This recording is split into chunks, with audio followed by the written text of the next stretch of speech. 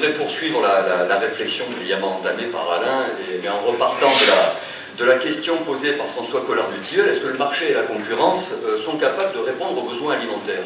Je ne sais pas. Je ne sais pas parce que les pratiques observables, les pratiques des États, les pratiques des grandes entreprises ne sont pas celles du marché. Quand on sait que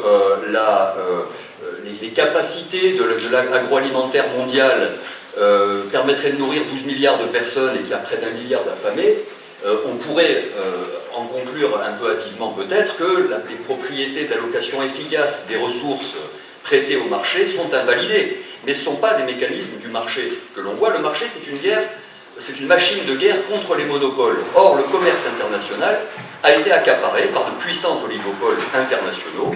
Et ce qui frappe l'observateur, c'est que le contrôle de l'accès aux ressources passe par la mobilisation des moyens de la souveraineté étatique au service, au profit d'entités économiques devenues gigantesques. Comme toujours, l'antinomie entre le marché et l'État relève du faux semblant, et c'est ce qui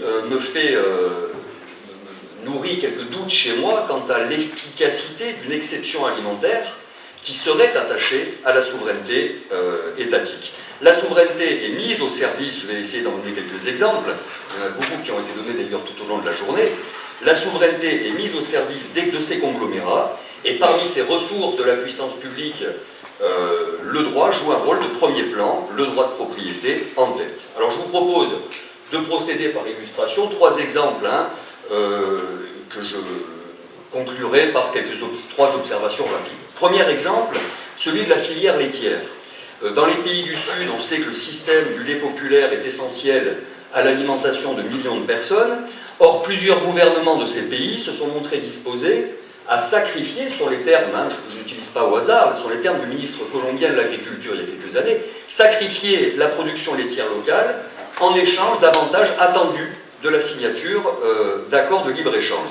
Au Chili, avant la libéralisation du marché, l'industrie laitière se caractérisait par de petites exploitations et une industrie locale de transformation du lait florissante, tournée exclusivement vers les marchés locaux. Lorsque le marché a été ouvert, les petits transformateurs n'ont pas pu rivaliser avec les gros acteurs du secteur laitier, utilisant du lait en poudre bon marché pour maintenir des prix bas. Les lois sur les investissements étrangers ont permis à des acteurs internationaux de s'emparer des principaux transformateurs laitiers locaux. Frontera et Nestlé, par exemple, au Chili, contrôlent aujourd'hui plus de 50% du marché de l'approvisionnement national. Et le gouvernement colombien, d'ailleurs, a essayé, lui, d'aller plus loin encore, en adoptant en 2006 un décret interdisant tout simplement la consommation et la vente de lait populaire, avant de conclure un accord de libre-échange avec des pays exportateurs de produits laitiers subventionnés. Et il aura fallu un soulèvement des paysans locaux pour que la Colombie accepte finalement, mais c'était 6 ans plus tard seulement, donc 6 ans de lutte, pour que la Colombie accepte finalement d'autoriser à nouveau le lait populaire. Et la réponse des gouvernements aux protestations des populations est invariable. Les accords de libre-échange obligeront les filières à se moderniser, elles bénéficieront alors des marchés à l'exportation. Et bien là encore, quand on observe la réalité, c'est celle de l'exclusion de millions de paysans, et ceux qui survivent sont obligés d'accepter les conditions de la production sous contrat. Conditions de la production sous contrat, c'est-à-dire dans laquelle l'acheteur fixe tout. Le prix des denrées, les normes sanitaires, les pesticides éventuellement utilisés, les semences à utiliser aussi. Bref, ce n'est pas un mécanisme de marché. C'est un mécanisme, c'est un contre-marché dont parlait Braudel, c'est un pur rapport de force interindividuel. Alors justement, deuxième exemple, les semences. En 2007, le Mexique a adopté une loi sur les semences dont le processus d'élaboration est assez instructif, assez intéressant. Le législateur mexicain a suivi les recommandations de l'association mexicaine des semenciers, qui n'a pas grand-chose à voir avec le Mexique d'ailleurs, puisque cette association mexicaine des semenciers, elle est composée des principales transnationales semencières, Monsanto, Syngenta, etc. Et le texte adopté interdit l'échange de semences et n'autorise l'utilisation que de semences, il en a été question ce matin, n'autorise l'utilisation que de semences stables et uniformes. Problème, alors que les paysans mexicains ont su préserver leurs semences en les faisant évoluer, là aussi il en a été question, seules les semences des grandes entreprises répondent aux qualités désormais requises par la loi. Et l'objectif affiché par le service national des semences mexicain, c'est qu'en 2025, 60% des semences soient soient protégées par des brevets.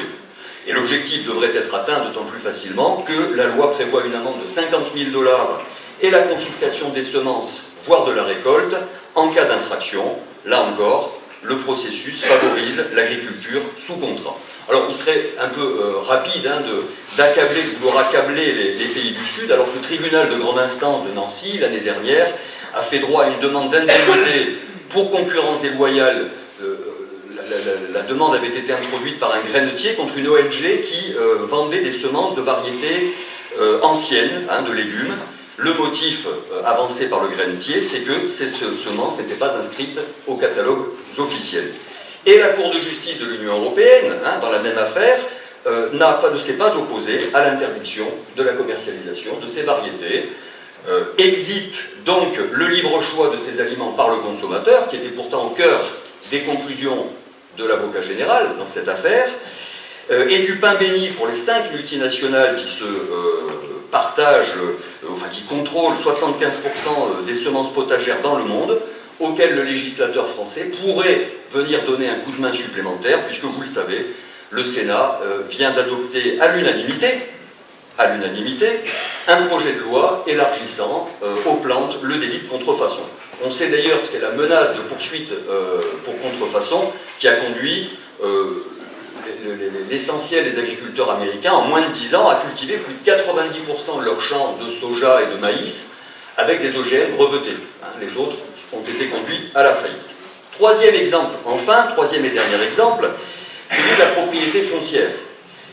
L'objectif des grands investisseurs internationaux, avec les guillemets qu'on peut mettre autour du terme investisseur, c'est de se débarrasser des lois foncières qui interdisent la propriété aux étrangers. Alors les stratégies pour accéder à la propriété sont variées, il en a été question à plusieurs reprises aujourd'hui. Je voudrais prendre l'exemple de la stratégie imaginée par les investisseurs nord-américains avec le Congrès en 2004 et avec la création d'une structure hybride rassemblant des acteurs du secteur privé et des ministres, structure chargée d'accorder des subventions, je cite, aux pays encourageant le libéralisme économique. Et le Bénin, dont il a été question ce matin justement, a obtenu des fonds qui lui ont permis de développer le port de Cotonou en échange de l'élaboration d'un nouveau code foncier. L'objectif, je cite encore l'accord qui a été conclu, l'objectif c'est de passer d'une gestion foncière coutumière au marché et à un système d'enregistrement des droits de propriété. La Banque mondiale, d'ailleurs, promeut une logique identique à travers ses prêts soumis à la transformation des droits fonciers coutumiers en titres négociables. Alors, quels enseignements tirer de ces trois exemples ? Très rapidement, d'abord, premier enseignement, le contrôle de l'accès aux ressources passe indéniablement par la mobilisation des moyens de la souveraineté étatique. La logique de l'État et celle du marché, celle du capitalisme, pardonnez-moi, ce n'est pas la même chose, ces deux logiques s'imbriquent dans des formes hybrides d'acteurs et de normes. Premier exemple, première conclusion. Deuxième enseignement, pour contrôler l'économie, je cite Pierre Rosanvallon, pour contrôler l'économie, il faut aussi contrôler les formes d'organisation sociale qui interfèrent avec l'économie.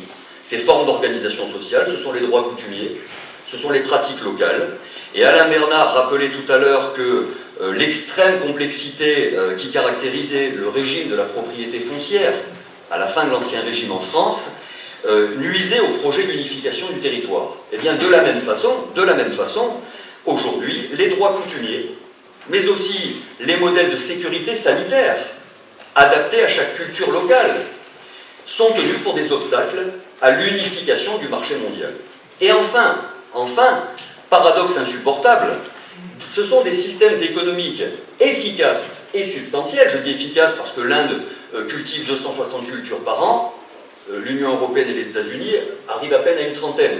L'Inde a triplé en 25 ans sa production laitière grâce au secteur du lait populaire. Donc ce sont des systèmes économiques efficaces.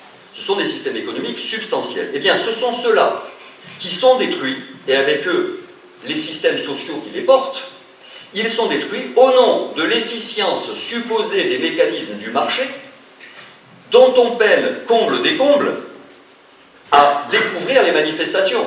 Ce n'est pas le marché, encore une fois, qui joue. Alors ma conclusion, c'est que le libre-échange est une formidable abstraction économique et juridique, car c'est au nom de l'universalisme du marché et du modèle de droit qui le porte que les communautés sont dépossédées du contrôle de l'usage des biens. Le libre-échange permet finalement à toutes les formes de domination économique et politique de s'exprimer sans contrainte de justice. Je vous remercie.